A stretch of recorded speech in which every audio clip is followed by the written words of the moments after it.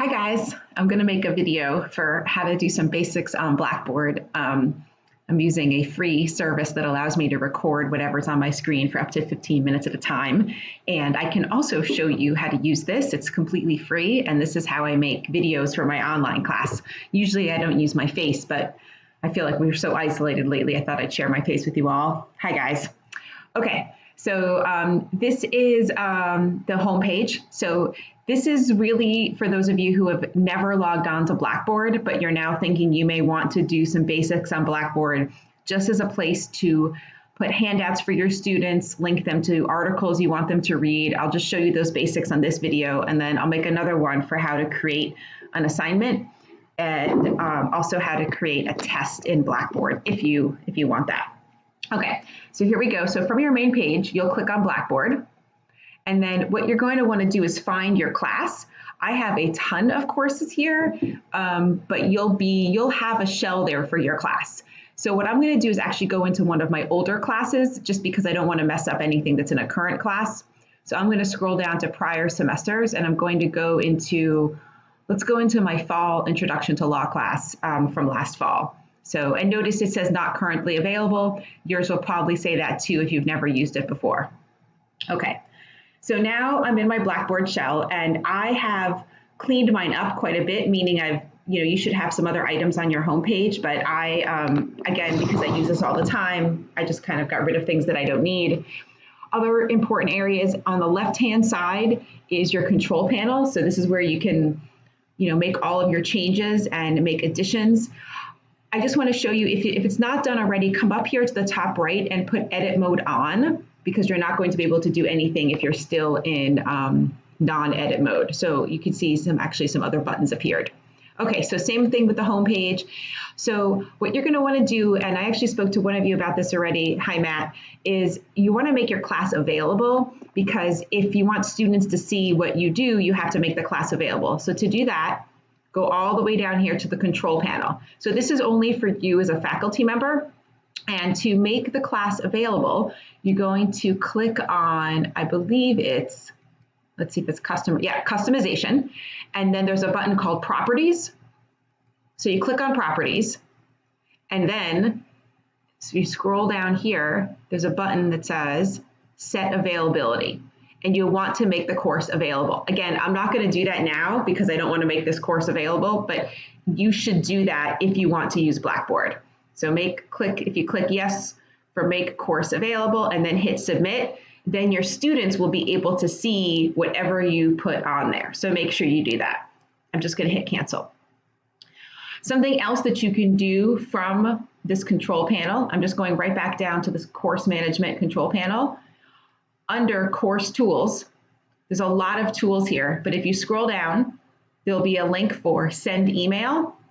And if you go to that link here, and then you click on all users, you will get a list of your class, and then you can send an email directly to your class right through Blackboard. So this is a way, you have a class list given to you, and you can look up MCC emails that way, but this will be easier. Remember that it goes directly to students' Middlesex emails. If you are not checking your Middlesex email regularly, or you want a student to get in touch with you either using your cell phone or your personal email, make sure you give that to your students, because otherwise this is the only way that they can communicate is to your Middlesex email. Okay. All right, I'm going to get out of here now, and I'm just going to go back to the home page. Okay, so there's a lot of functionality in Blackboard. You can use or not use any one of these features. I believe that a Blackboard shell that has not been set up actually has something on the left called content, maybe you have a button called content. Whatever those buttons are called, as long as it's not the discussion board one, but if you have something called content, you can rename these anything you like. You can create your own folder.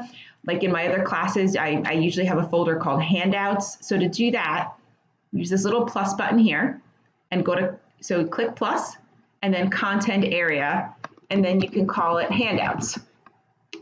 And then you can see, you can click to make it available to the users. If you don't click that, they won't see it. So make it available. And then I'll have a new content area here, and you can actually hover over it and move it all the way up to the top, you can customize this however you like. So I'll move it up to the top just so we can see it a little better. I'll have it be my first thing. Okay. But again, you don't have to create your own. I believe you should all have an area called content. I think that's what it's called.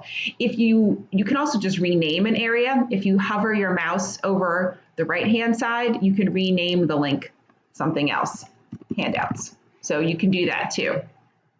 Okay, so everybody now either has content area or some area where they want to put information for students.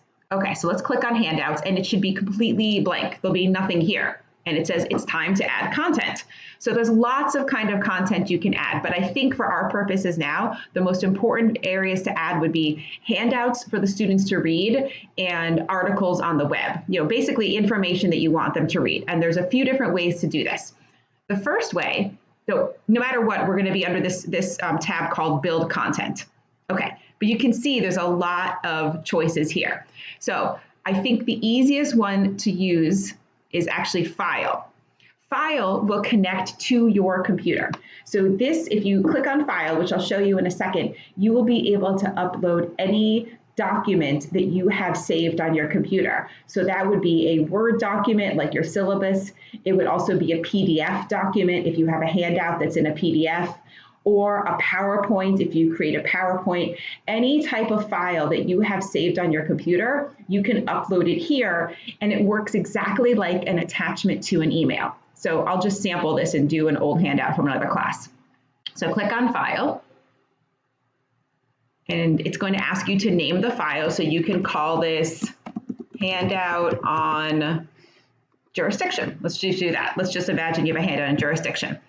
And then browse my computer, and it should take you to your box for your computer. Let me just move this in so you can see. So here are my files on my computer.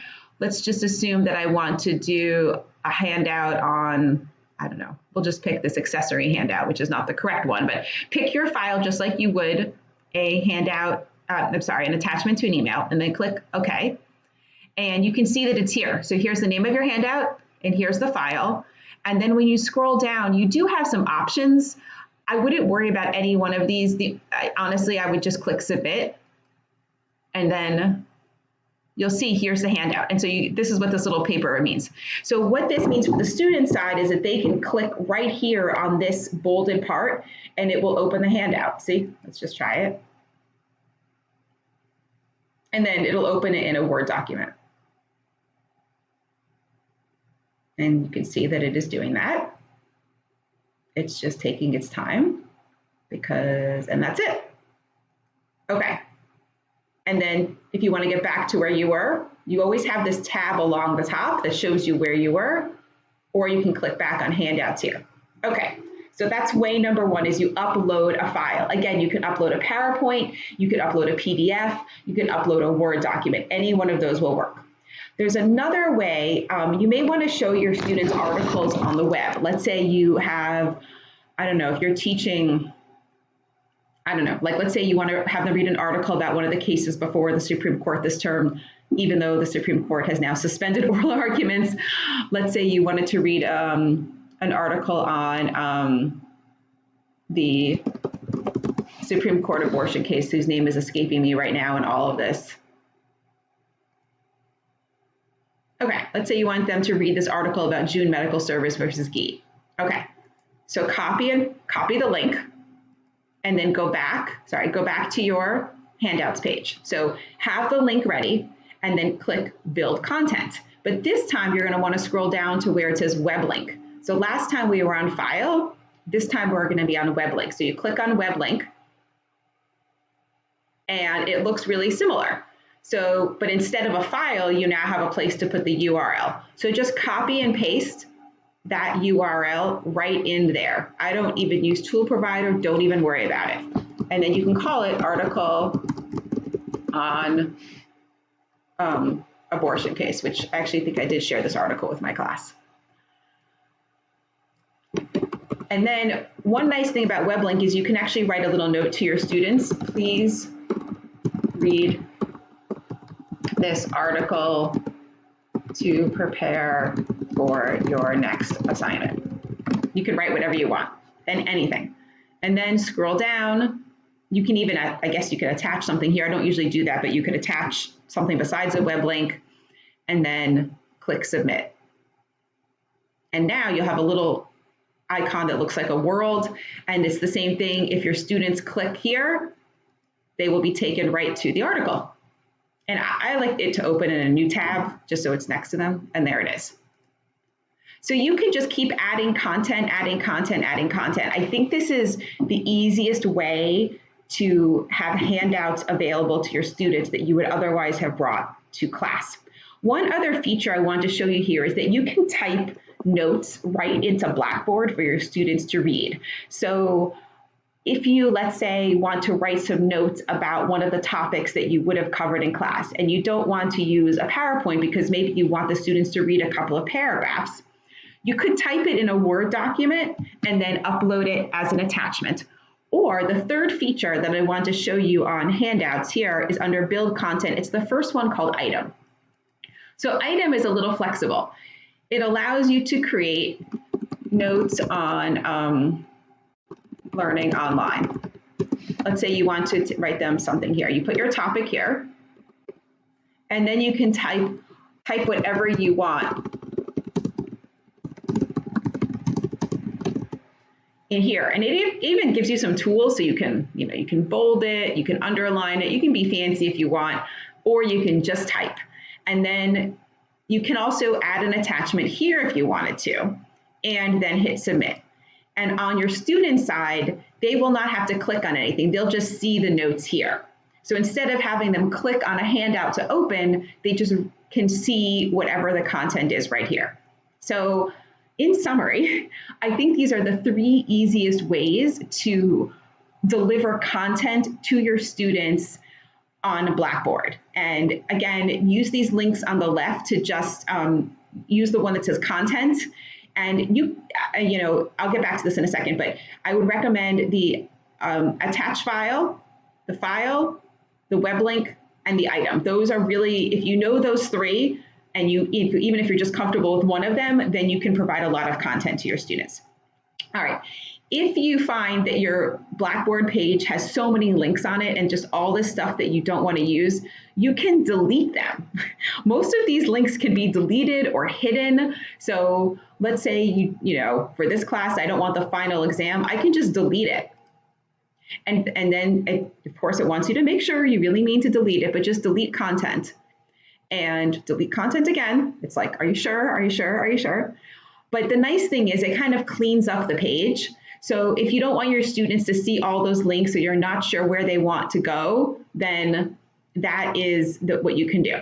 One last feature I just want to show you is announcements. But you know what? Because this recording only allows me to record up to 15 minutes at a time for free, I see I'm already into minute 14. So I'm going to stop here. I'm going to make you another video where I'm going to show you how you can send an announcement if you want, and that actually goes right into your students' emails, and how to create a test in Blackboard. But I'm not sure you'll need that feature. There's lots of other ways to do assessments without actually creating the test in Blackboard, but if anybody wants to see it. So good to see you guys at least one way. As always, call or email me with any questions.